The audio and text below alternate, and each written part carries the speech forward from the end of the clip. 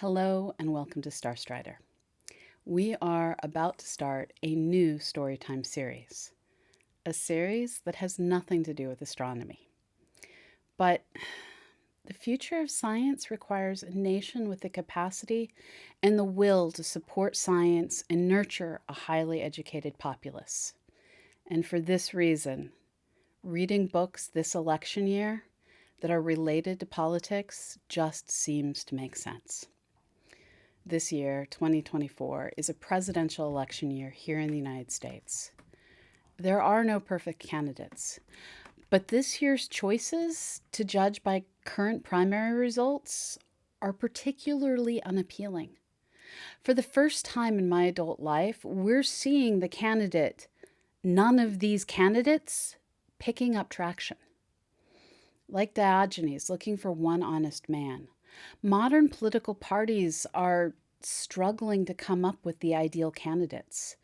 They're struggling to find people young enough that death by natural causes isn't a concern. They're struggling to find people who put country before self, candidates who act with honor and integrity. I believe these people are out there.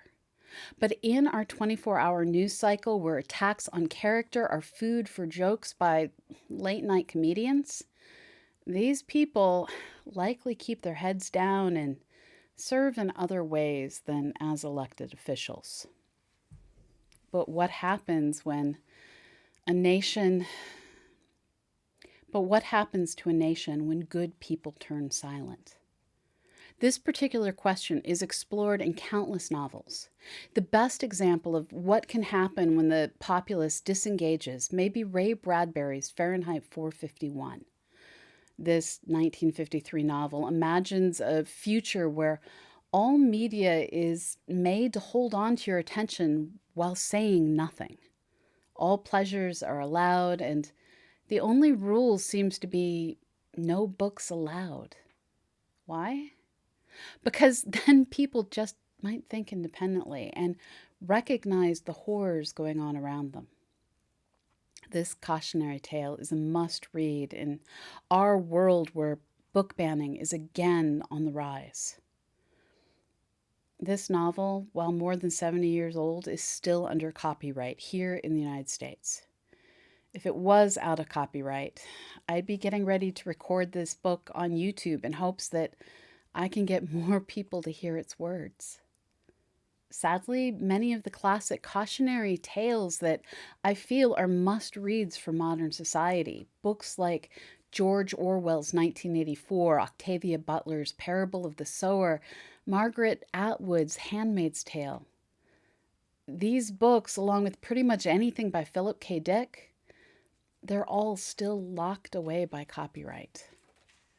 But there are amazing books out there waiting to be read that are available for free, and I want to read them with you. This election year, I'm going to be reading a series of books starting with Ayn Rand's Anthem that are picked to help us see just what could happen if we don't vote responsibly. Listen, learn, and then vote.